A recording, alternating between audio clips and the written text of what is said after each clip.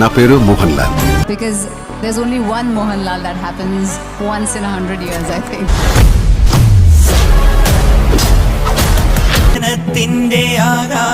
Panchu Motto and the complete actor.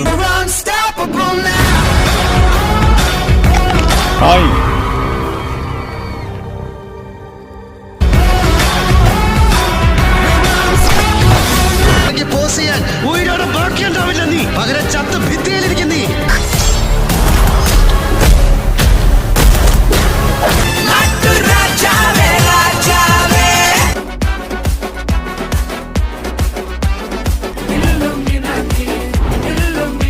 മോഹൻലാലിനെ പോലൊരു നടൻ നമുക്ക് മലയാള സിനിമയിൽ കിട്ടില്ല. दोस्तों, आज के अपने इस बेहद ही रोचक वीडियो में हम बात करने वाले हैं मलयालम सिनेमा के सुपरस्टार ललितन यानी कि मोहनलाल जी की जिंदगी के बारे में, जिन्होंने अपनी जिंदगी में फिल्मों के अलावा भी इतना कुछ अचीव किया है जिसे पाना बाकी लोगों के लिए एक सपना होता है। तो आज के अपने इस वीडियो में हम मोहनलाल सर की जिंदगी से जुड़ी, उनकी फिल्मों से जुड़ी और उनकी पर्सनल लाइफ से जुड़ी ऐसी कई बातें आपको बताने वाले हैं जिसके बारे में उनके डाई हार्ड फैंस भी नहीं जानते होंगे। और हाँ, आज का हमारा ये वीडियो थोड़ी कंट्रोवर्शियल भी होने वाला है, जहां उनके बारे में कई बातें आपको ऐसी भी पता चलने वाली हैं जिस बारे में आपने कभी सोचा तक नहीं होगा।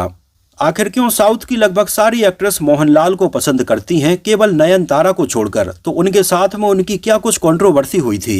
मोहनलाल सर का एक वीडियो सोशल मीडिया पर बहुत ज्यादा वायरल हुआ था जब वो मम्मुट्टी के साथ में बैठकर अपने हाथों से गंदे इशारे कर रहे थे और सामने स्टेज पर श्रुति हसन नजर आ रही थीं। इस वीडियो की सच्चाई क्या थी? क्या उन्होंने जानबूझकर ऐसा किया था?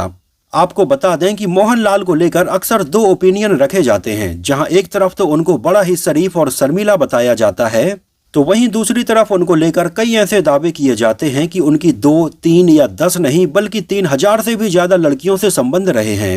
आखिर इसमें कितनी सच्चाई है? कैसे रोशनलाल आगे चलकर मोहनलाल बने थे और कैसे उनके भाई प्यारेलाल की मृत्यु हो गई थी? कैसे कई फिल्मों में ऑन स्क्रीन उनकी मां का रोल निभाने वाली एक्ट्रेस के साथ में उनके संबंधों की खबरें समय समय पर सामने आती रही हैं और इनमें कितनी सच्चाई है? वैसे भले ही आज के टाइम पर मलयालम फिल्में लोग देखना पसंद करते हैं और वहाँ के कलाकारों को भी लोग इतना प्यार देते हैं, लेकिन वहीं दूसरी तरफ ये बात भी किसी से छुपी नहीं है कि जब हेमा कमेटी की रिपोर्ट आई थी तो मलयालम सिनेमा के ऐसे कई चौंकाने वाले खुलासे हुए थे। तो जरूरी नहीं है कि जो चीज हमें पर्दे पर जैसी नजर आती है वो रियल लाइफ में भी वैसी ही हो। तो मोहनलाल भी अपने चेहरे से भले ही बड़े शांत और शर्मीले टाइप के लगते हों, लेकिन उनकी जिंदगी के बारे में भी कई ऐसी बातें हैं जो आपको सोचने के लिए मजबूर कर देंगी। कई ऐसी कंट्रोवर्सीज हैं जिनके बारे में सुनकर आपका दिमाग घूम जाएगा। तो वीडियो को पूरा देखते रहिए और इस बात की पूरी गारंटी है कि मोहनलाल सर के बारे में इसके पहले इतनी डिटेल इन्फॉर्मेशन आपको कहीं और नहीं मिली होगी। हाँ, वीडियो थोड़ी लंबा जरूर होगा जहां हम उनकी जिंदगी से जुड़े हर एक पहलू के बारे में डिस्कस करने वाले हैं। മഴക്കാലത്ത് മണ്ണിരെ ഒന്ന് കൊഴുത്തെന്ന് കരുതി ഈ മൂർഖം പാമ്പിന്റെ വീട്ടിൽ വാടാ।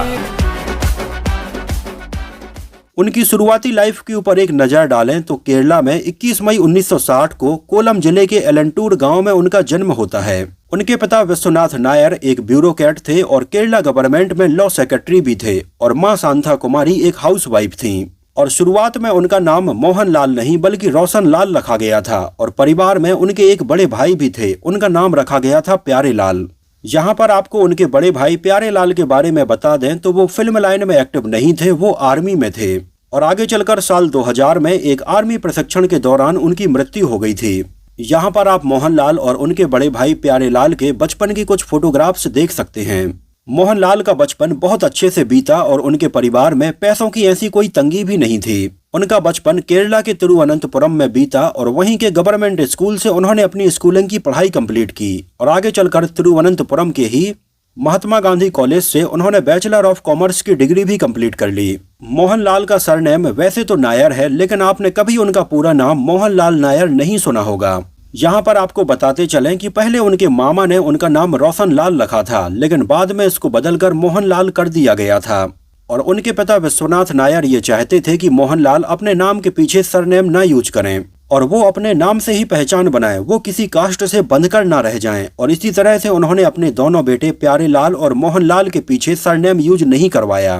पढ़ाई में मोहनलाल अच्छे थे, लेकिन उससे भी ज्यादा अच्छे थे दूसरी एक्टिविटीज में, जैसे कि एक्टिंग में, स्टेज शोज में और रेसलिंग में। आपको बता दें कि अपने कॉलेज टाइम से ही मोहनलाल रेसलिंग में काफी एक्टिव थे और आगे चलकर 1977 और 78 के दौरान तो उन्होंने केरला के कई स्टेट रेसलिंग चैंपियनशिप में पार्टिसिपेट भी किया है। और किसी भी स्पोर्ट्स में स्टेट लेवल तक खेलना अपने आप में एक बहुत बड़ी बात होती है, तो उन्होंने रेसलिंग में स्टेट लेवल पर भी परफॉर्म किया है। और उस समय इसको देखते हुए मोहनलाल के कई करीबियों ने उन्हें इसी में करियर बनाने की सलाह दी, लेकिन डेस्टिनी कब किसको कहां ले जाए इस बारे में कुछ कहा नहीं जा सकता है। उनकी दिलचस्पी थी फिल्म लाइन में, एक्टिंग का उन्हें बहुत ज्यादा शौक था और उन्होंने रेसलिंग को छोड़कर एक्टिंग को अपने करियर के तौर पर चुना। आपको बता दें कि जब मोहनलाल अपने स्कूल में थे और उनकी उम्र लगभग 6 साल थी, उस समय उन्होंने कंप्यूटर बॉय नाम के एक नाटक में पार्टिसिपेट किया था, जिसमें उन्होंने एक 90 साल के बूढ़े का रोल निभाया था। और जब मोहनलाल ने इस रोल को किया तो सभी लोग खड़े होकर तालियां बजाने लगे थे और लोगों से मिले इतने प्यार और सम्मान के बाद ही मोहनलाल के अंदर कहीं न कहीं एक्टिंग का बीज पनपने लगा था।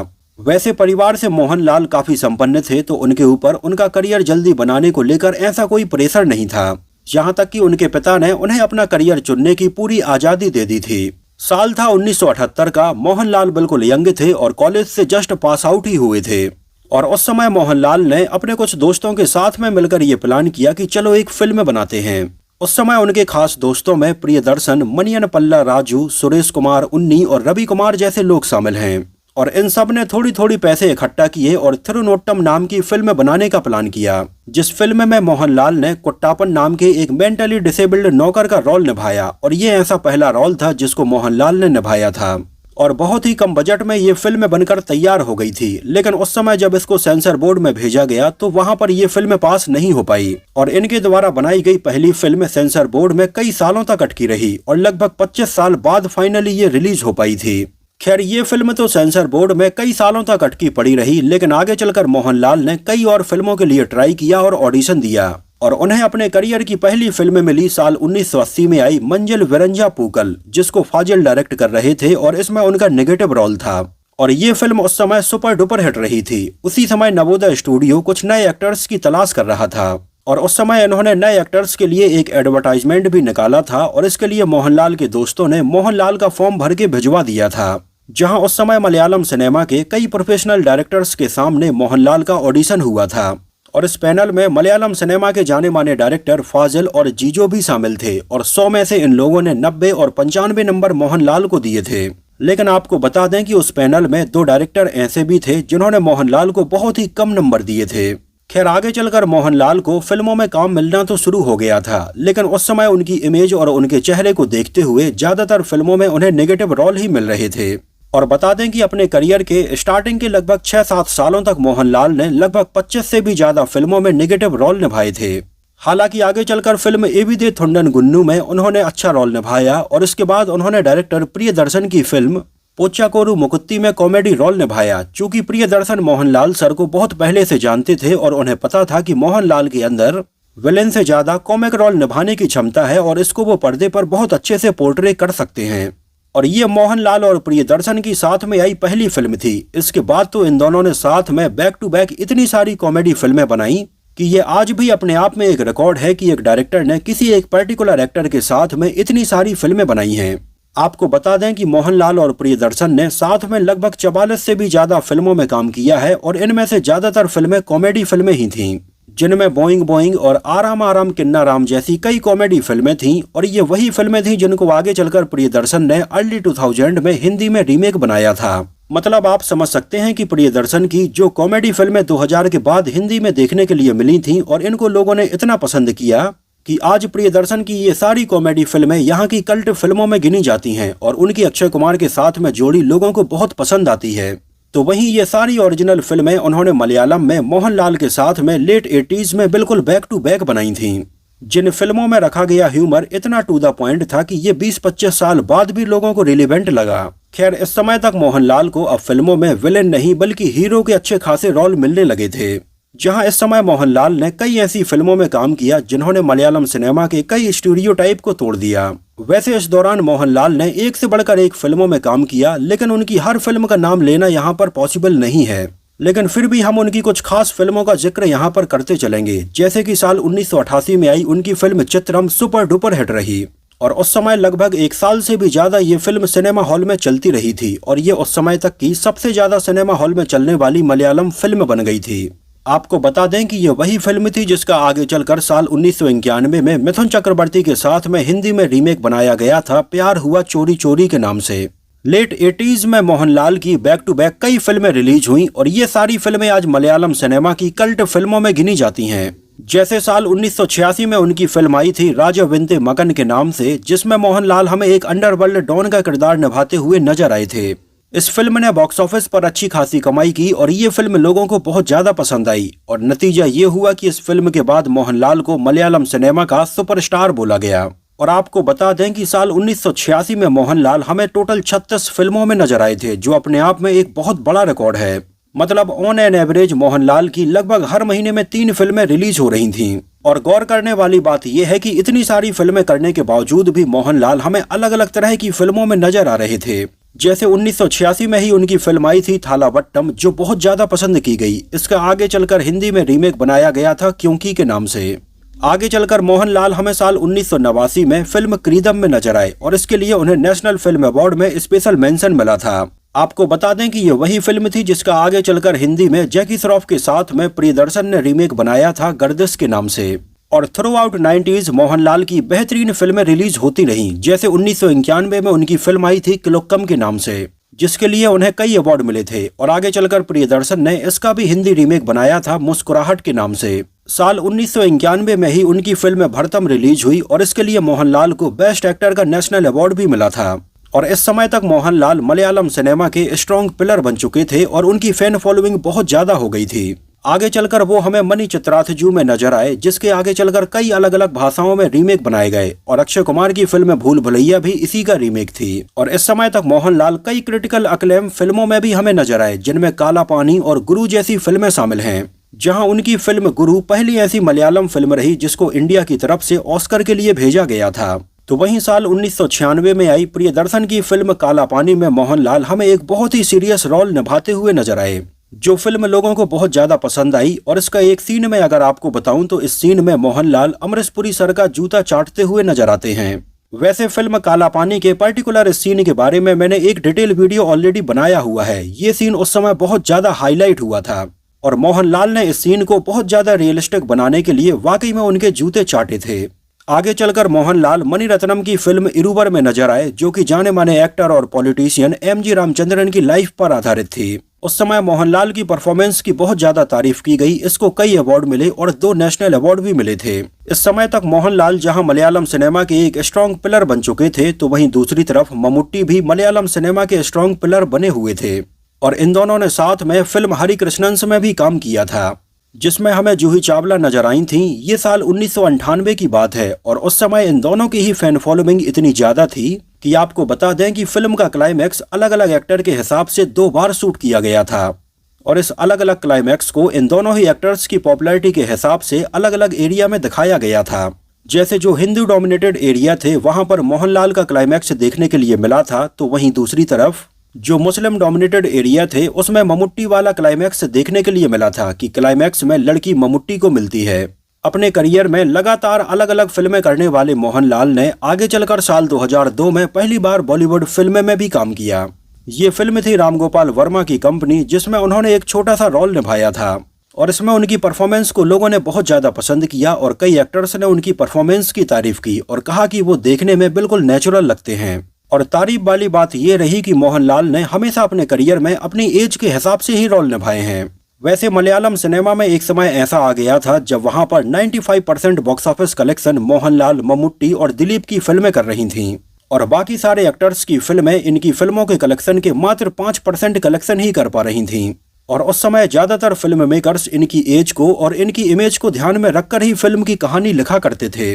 आगे चलकर राम गोपाल वर्मा ने एक बार फिर से मोहनलाल को हिंदी फिल्म में काम करने के लिए मनाया और ये फिल्म थी राम गोपाल वर्मा की आग, जो कि फिल्म शोले का रीमेक थी और बुरी तरह से फ्लॉप रही थी और लोगों ने इसको बहुत ज्यादा क्रिटिसाइज किया था।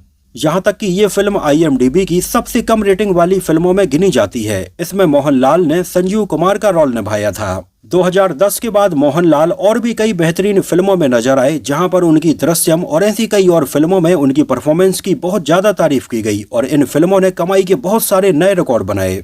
यहाँ पर उनकी हर एक फिल्म का जिक्र कर पाना तो मुश्किल है, लेकिन ये वो समय था जब मोहनलाल की मलयालम के अलावा तेलुगु, तमिल और हिंदी में भी फैन फॉलोइंग जबरदस्त बढ़ रही थी। इस समय तक उनकी फैन फॉलोइंग कुछ ऐसी थी कि लोग उनकी कई पुरानी फिल्में भी हिंदी डब्ड वर्जन में देखना पसंद कर रहे थे। आगे चलकर लूसीफर, L2 एम्पुरान और ऐसी कई और फिल्मों ने बहुत सारे नए रिकॉर्ड बनाए। खैर, उनकी फिल्मों की तारीफ तो बहुत हुई, अब एक नजर डालते हैं उनसे जुड़ी हुई बहुत सारी कंट्रोवर्सीज के ऊपर। वैसे तो लेट 80s में मोहनलाल का नाम उनके साथ में काम करने वाली कई एक्ट्रेस के साथ में जोड़ा गया, लेकिन इनमें से खास एक्ट्रेस हैं कार्तिका, जिनके साथ में मोहनलाल ने कई फिल्मों में काम किया।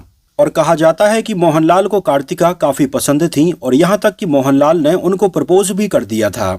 वो उनसे शादी करने का तक मन बना रहे थे, लेकिन कार्तिका के माता पिता किसी एक्टर से उनकी शादी करवाने के मूड में नहीं थे। और ये भी कहा जाता है कि कार्तिका इकलौती ऐसी एक्ट्रेस थी जिनको मोहनलाल ने खुद आगे बढ़कर प्रपोज किया था।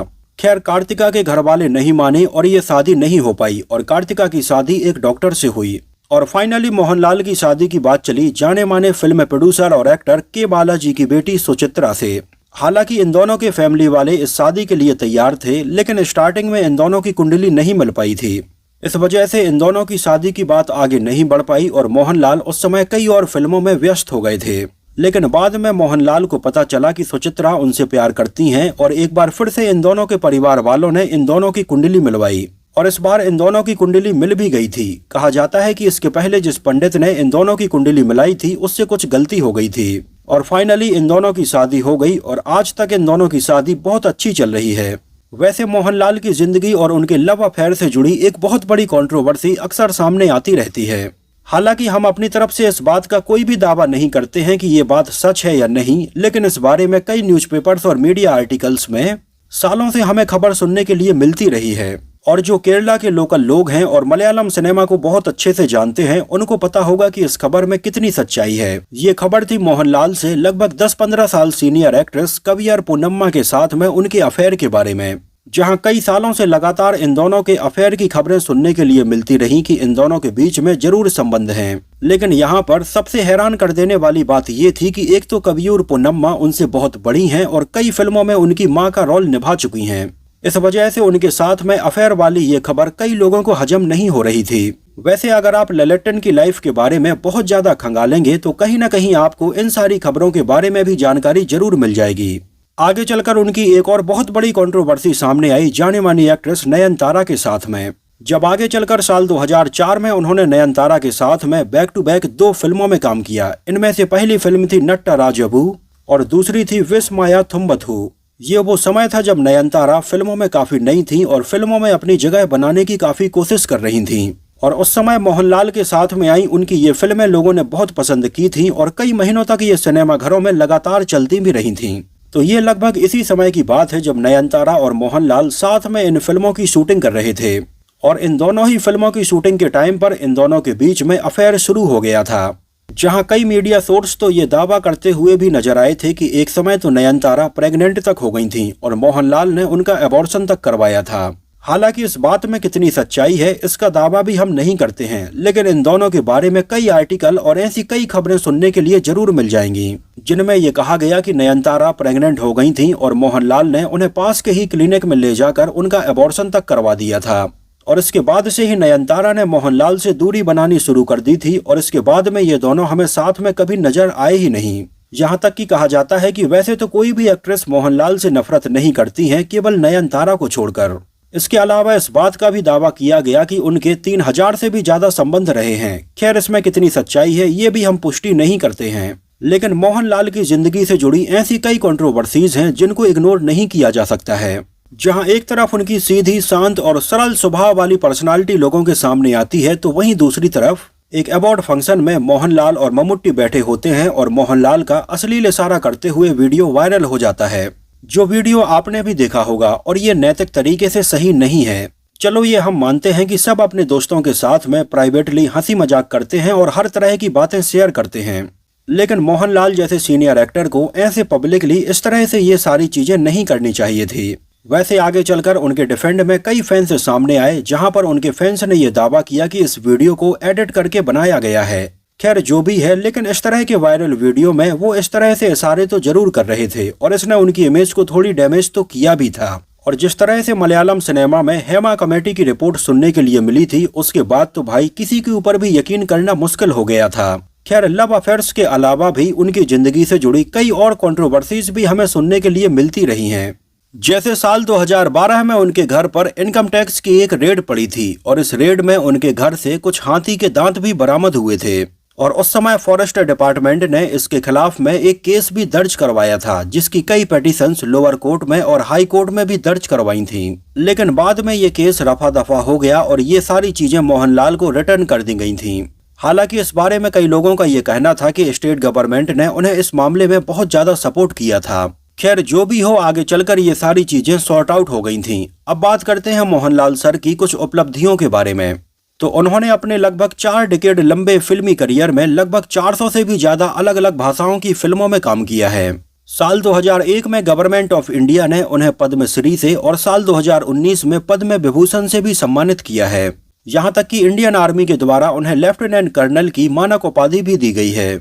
अपने पूरे फिल्मी करियर में उन्होंने 5 नेशनल अवार्ड जीते हैं, 9 केरला अवार्ड जीते हैं और फिल्म फेयर अवार्ड तो बहुत सारे हैं। मोहनलाल विश्व शांति के नाम से अपना एक फाउंडेशन चैरिटेबल ट्रस्ट भी चलाते हैं, जिसके अंडर में कई अनाथ और बेसहारा लोगों की वो मदद करते हैं। इसके अलावा आपको शायद ये बात जानकर भी हैरानी होगी कि मोहनलाल केवल सिनेमा के जादूगर ही नहीं बल्कि रियल लाइफ में भी जादूगर हैं और उन्होंने स्टेज पर ऐसे कई बार मैजिक करके भी दिखाया है।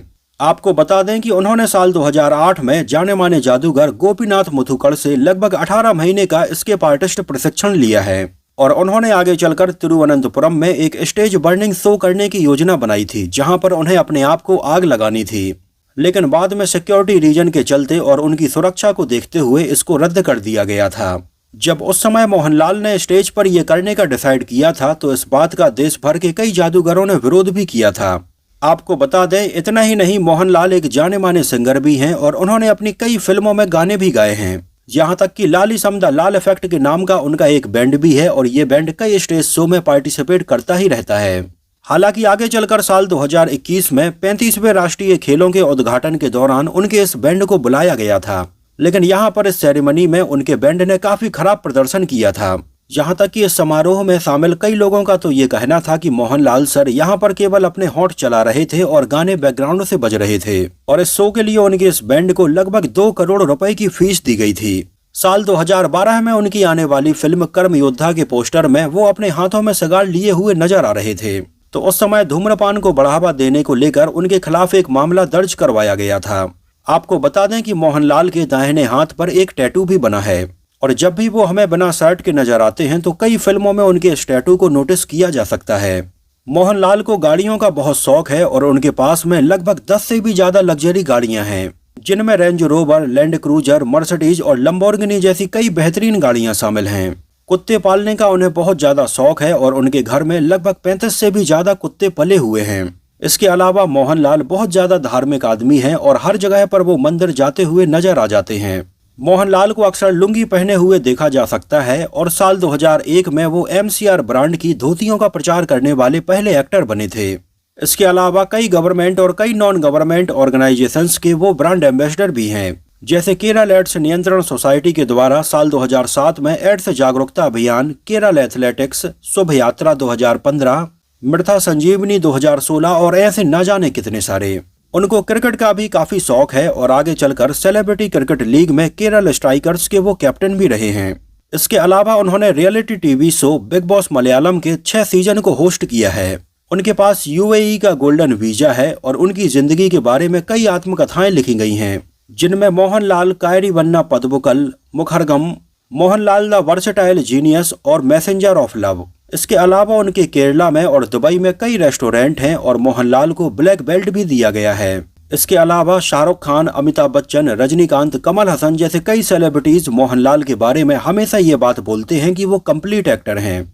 अभी हाल ही में उनको साल 2025 में दादा साहब फाल्के अवार्ड से भी सम्मानित किया गया है, जो कि भारतीय सिनेमा का सर्वोच्च अवार्ड है। उनके बेटे प्रणव मोहनलाल भी फिल्मों में एक्टिव हैं और उनकी फिल्में भी लोग काफी पसंद कर रहे हैं। जैसे उनको लोगों ने फिल्म हृदय में काफी पसंद किया और अभी हाल ही में रिलीज हुई मलयालम सिनेमा की हॉरर फिल्म डाइज एडे में उनको काफी पसंद किया जा रहा है, जिसको ब्रह्मयुगम के डायरेक्टर राहुल सदाशिवन ने डायरेक्ट किया है और ये काफी पसंद की जा रही है। तो दोस्तों, ये तो बात हुई मोहनलाल सर की जिंदगी से जुड़ी कुछ ऐसी बातों के बारे में जो शायद आप नहीं जानते होंगे। वैसे आपको बता दें कि मोहनलाल सर की इतनी उपलब्धियां हैं कि उनको एक वीडियो में कवर कर पाना तो बहुत ही मुश्किल है। फिर भी मैंने कोशिश की है कि लगभग सारी चीजों को इसमें कवर किया जाए, लेकिन अगर फिर भी कोई बात मिस हो गई हो तो आप हमें कमेंट सेक्शन में बता सकते हैं। तो फिलहाल के लिए इस वीडियो में इतना ही। मोहनलाल सर आपको कैसे लगते हैं, उनकी कौन सी फिल्म आपको सबसे अच्छी लगी थी, हमें कमेंट सेक्शन में जरूर बताना। और अगर ये वीडियो आपको पसंद आया हो, मेरी मेहनत आपको पसंद आई हो, तो इसको प्लीज लाइक करके मुझे इस बात का जवाब जरूर दीजिए। तो मिलते हैं किसी नए वीडियो में कुछ और ऐसी ही इंटरेस्टिंग और रोचक बातों के साथ।